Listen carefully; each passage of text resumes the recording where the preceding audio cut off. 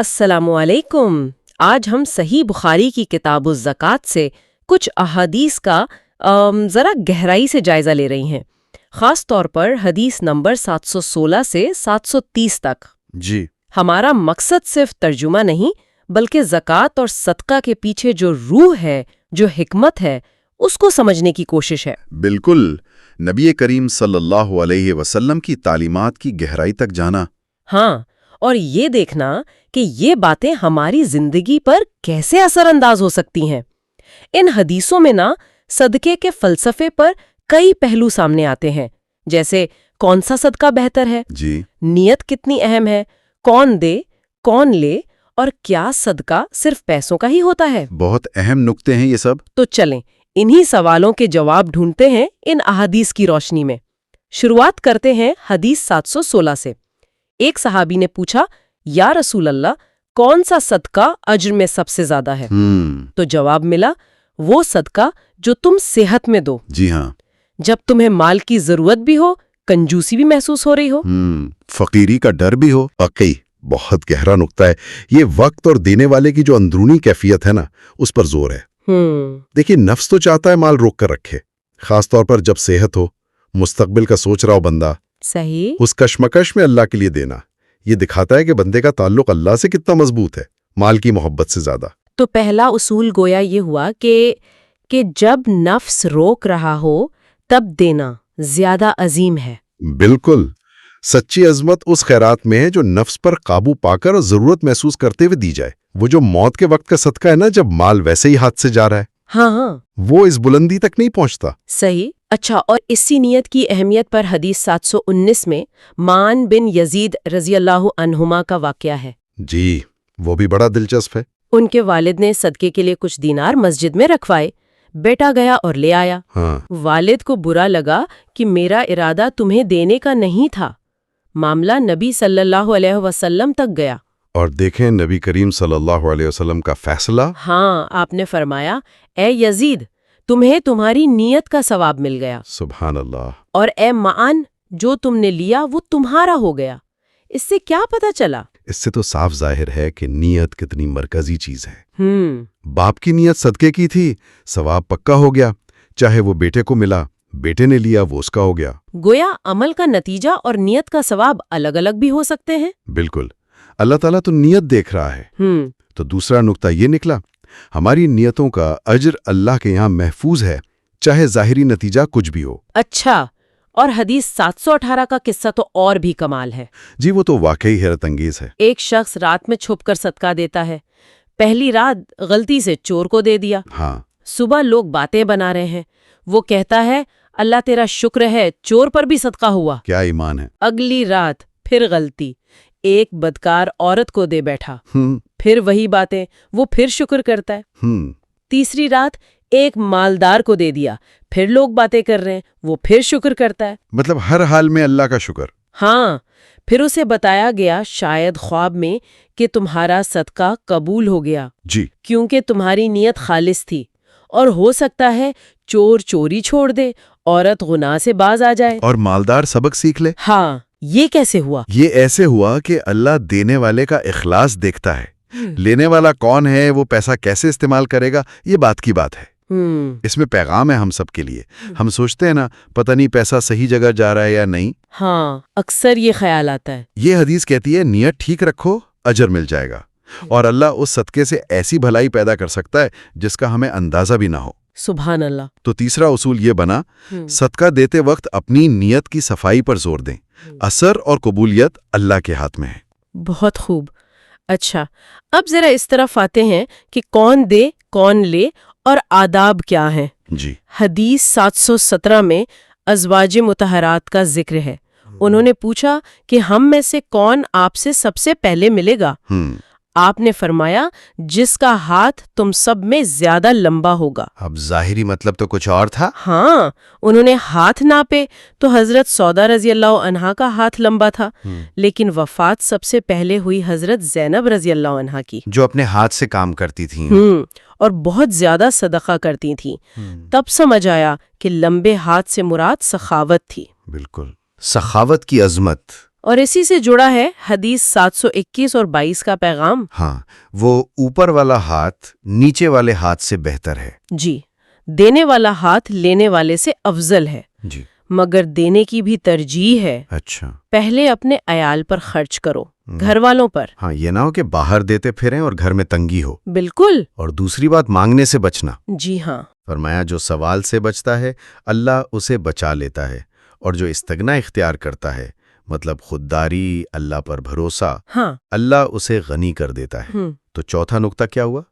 کہ سخاوت بہترین ہے مگر شروعات گھر سے ہو، اور لینے کے بجائے دینے والا بننا اور خودداری قائم رکھنا اہم ہے۔ بالکل درست۔ اور گھر کی بات نکلی ہے تو حدیث 720 بھی ہے ہاں، وہ بھی اسی زمرے میں آتی ہے کہ اگر عورت شوہر کے مال سے گھر بگاڑنے کی نیت کے بغیر صحیح طریقے سے صدقہ کرے تو سے گئی ثواب، ہاں، اور شوہر کو کمانے کا ثواب اور خزانچی کو بھی اگر ہو تو اور کسی کے ثواب میں کوئی کمی نہیں ہوتی۔ سبحان اللہ، یہ تو پورے گھر کے لیے برکت ہے۔ یقیناً نیکی میں شرکت ہے یہ۔ اور اسی طرح کا اصول حدیث 727 میں ہے۔ کون سا؟ وہ امانت دار خزانچی والا اگر وہ مالک کے حکم سے ایمانداری اور خوشی سے مال پہنچاتا ہے حقدار تک تو وہ بھی صدقہ کرنے والوں میں گنا جائے گا۔ اچھا، یعنی اپنی ڈیوٹی صحیح سے کرنا بھی نیکی ہے۔ جی ہاں، اپنی ذمہ داری نیک نیتی سے نبھانا۔ اور حدیث 723 میں ایک اور طریقہ ہے نیکی میں حصے کا۔ وہ کیا ہے؟ کسی ضرورت مند کی سفارش کرنا۔ اوہو، سفارش کرنے والے کو بھی ثواب ہے۔ تو مطلب بھلائی کے کتنے راستے کھلے۔ بالکل۔ تو پانچواں اصول یہ بنتا ہے، نیکی اور صدقے کے دروازے بہت وسیع ہیں۔ ایمانداری سے ذمہ داری نبھانا اور بھلائی میں مددگار بننا بھی ثواب کا ذریعہ ہے۔ صحیح۔ اب ذرا ایک اور پہلو پر بات کرتے ہیں، مال جمع کرنا بنام خرچ کرنا۔ جی، یہ بھی ایک اہم موضوع ہے ان حدیث میں۔ حدیث 724 اور 725 حضرت اسما رضی اللہ عنہا کا واقعہ۔ ہاں، نبی کریم صلی اللہ علیہ وسلم کی نصیحت۔ آپ فرماتے ہیں، مال کو گرا لگا کر نہ رکھو، تھیلی کا منہ بند نہ کرو ورنہ تم پر بھی بندش ہو جائے گی۔ اور دوسری روایت میں ہے کہ گن گن کر نہ رکھو ورنہ اللہ بھی تمہیں گن گن کر دے گا۔ فرمایا جہاں تک ہو سکے دیتی رہو۔ یہ گننے سے کیوں روکا گیا؟ اس میں کیا حکمت ہے؟ دیکھیں، جب انسان گن گن کر رکھتا ہے نا، تھیلی بند رکھتا ہے، یہ ایک طرح کی تنگ دلی ہے، کنجوسی۔ وہ اللہ کے رزق کو روک رہا ہے۔ اچھا، تو جواب میں اللہ کی رحمت اور برکت بھی رک سکتی ہے۔ اچھا، جبکہ کھلے دل سے دینا یہ اللہ پر توکل دکھاتا ہے، اور اللہ ایسے بندے کو اور دیتا ہے۔ تو یہ چھٹا نقطہ ہوا کہ مال کو روکنا برکت میں رکاوٹ بن سکتا ہے، کھلا دل رحمت لاتا ہے۔ بالکل۔ اور اسی کنجوسی اور سخاوت کا فرق حدیث 729 کی مثال میں کتنا واضح ہے۔ جی ہاں، وہ مثال تو غصب کی ہے۔ کنجوس اور سخی جیسے دو آدمی لوہے کی زرہ پہنے ہوں، سینے سے گردن تک۔ ہاں، جب سخی صدقہ کرنا چاہتا ہے تو زرہ ڈھیلی ہو جاتی ہے، کھل جاتی ہے، راستہ بن جاتا ہے۔ اور جب کنجوس ارادہ کرتا ہے تو وہ اور کس جاتی ہے، وہ کھولنا چاہتا ہے پر کھلتی نہیں۔ یہ نفسیاتی اور روحانی کیفیت کی کیا خوبصورت تصویر ہے۔ صحیح۔ سخاوت دل کھولتی ہے، روح کو پھیلاتی ہے، نیکی آسان لگتی ہے۔ اور کنجوسی وہ جکڑ لیتی ہے دل کو، روح کو، نیکی کا ارادہ بھی بھاری لگتا ہے۔ اور اس کو حدیث 728 سے ملائیں، ہر صبح 2 فرشتے آتے ہیں۔ ہاں، ایک کہتا ہے اے اللہ خرچ کرنے والے کو بدلہ دے، دوسرا کہتا ہے اے اللہ روکنے والے کا مال تباہ کر۔ اللہ اکبر۔ تو بات بالکل واضح ہو جاتی ہے۔ 7واں اصول، سخاوت روح کو آزاد کرتی ہے، کنجوسی اسے قید کرتی ہے۔ فرشتے بھی سخی کے لیے دعا اور کنجوس کے لیے بد دعا کرتے ہیں۔ یہ واقعی بہت اہم بات ہے۔ اچھا، اب آخر کی طرف بڑھتے ہوئے صدقے کے مفہوم کی وسعت، جی، اور وہ اعمال جو اسلام سے پہلے کیے گئے۔ حدیث 726 حضرت حکیم بن حزام رضی اللہ عنہ کا سوال۔ ہاں، وہ فتح مکہ کے بعد مسلمان ہوئے۔ جی، انہوں نے پوچھا کہ جاہلیت میں جو نیک کام کیے، صدقہ، غلام آزاد کرنا، رشتہ داروں سے اچھا سلوک، ان کا بھی ثواب ملے گا؟ اور نبی کریم صلی اللہ علیہ وسلم کا جواب دیکھیے، کتنا پیارا جواب ہے۔ کیا فرمایا؟ فرمایا تم اپنی انہی پچھلی نیکیوں کی بدولت ہی تو اسلام لائے ہو۔ سبحان اللہ، مطلب وہ نیکیاں ضائع نہیں ہوئیں؟ نہیں، بالکل نہیں، وہ اللہ کے ہاں قبول ہوئیں اور انہی کی برکت سے ہدایت ملی۔ اور اسلام کے بعد ان کا اجر بھی ملے گا۔ جی ہاں۔ تو 8واں نقطہ، کوئی بھی نیکی رائے گاہ نہیں جاتی، وہ ہدایت کا ذریعہ بن سکتی ہے اور اس کا اجر بھی ملتا ہے۔ کیا بات ہے۔ اور اب آخری حدیث 730، میرے خیال میں یہ تو صدقے کا پورا مطلب ہی بدل دیتی ہے۔ یقیناً یہ بہت جامع حدیث ہے۔ نبی صلی اللہ علیہ وسلم نے فرمایا ہر مسلمان پر صدقہ لازم ہے۔ ہر مسلمان پر۔ صحابہ نے پوچھا اگر مال نہ ہو تو؟ فرمایا محنت کرے، خود بھی کھائے، صدقہ بھی کرے۔ پوچھا یہ بھی نہ کر سکے تو؟ فرمایا کسی پریشان حال ضرورت مند کی مدد کر دے۔ مدد کرنا بھی صدقہ؟ یہ بھی نہ ہو تو؟ فرمایا اچھی بات کہے یا اچھی بات کا حکم دے۔ زبان سے صدقہ۔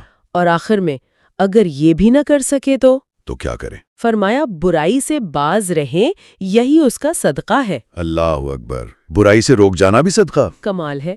اس کا مطلب کیا ہوا پھر؟ اس کا مطلب یہ ہوا کہ اسلام میں صدقہ صرف پیسہ دینا نہیں ہے۔ ہر وہ کام جس سے کسی کو فائدہ ہو یا جس سے معاشرے میں بھلائی پھیلے، وہ صدقہ ہے۔ بالکل۔ محنت کرنا، مدد کرنا، اچھی بات کہنا، اور یہاں تک کہ خود کو برائی سے روک لینا ہاں تاکہ آپ کا شر دوسروں تک نہ پہنچے، ہاں یہ سب صدقہ ہے۔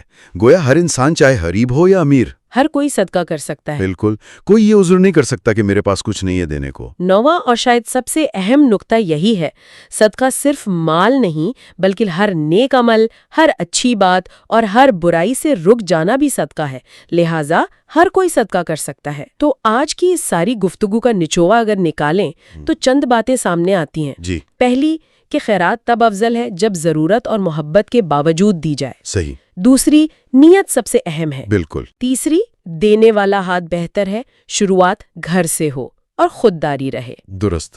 چوتھی، ذمہ داری نبھانا، بھلائی میں مدد کرنا، یہ بھی نیکی ہے۔ جی ہاں۔ پانچویں، مال روکنا برکت روکتا ہے، خلا دل رحمت لاتا ہے۔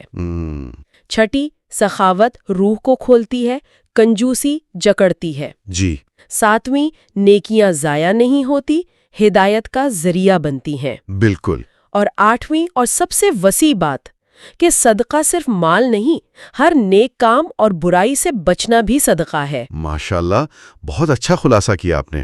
اور اسی آخری نقطے پر ایک خیال آتا ہے سوچنے کے لیے۔ ضرور۔ اگر برائی سے رکنا بھی صدقہ ہے تو ہم اپنی روز کی زندگی میں کتنی بار یہ صدقہ کر سکتے ہیں؟ ہاں، یہ تو سوچا ہی نہیں۔ کسی کی غیبت سے رک گئے، کسی کے لیے برا نہیں سوچا، گاڑی غلط نہیں چلائی، کسی کو تنگ نہیں کیا۔ اگر یہ چھوٹی چھوٹی برائیاں ہم چھوڑ دیں صرف اللہ کے لیے، یہ سوچ کر کہ یہ بھی ایک صدقہ ہے، تو ذرا سوچیں یہ ہماری اپنی ذات کو کتنا سدھارے گا اور ہمارے معاشرے میں کتنی بہتری لائے گا۔ واقعی یہ بہت گہرا نقطہ ہے سوچنے کے لیے کہ برائی سے رکنا بھی ایک مثبت عمل ہے، ایک صدقہ ہے۔ جی۔ اسی خیال کے ساتھ آج کی یہ بات چیت ختم کرتے ہیں۔ امید ہے سننے والوں کو بھی اس سے سوچنے کا موقع ملا ہوگا۔ انشاءاللہ۔ اللہ حافظ۔ اللہ حافظ۔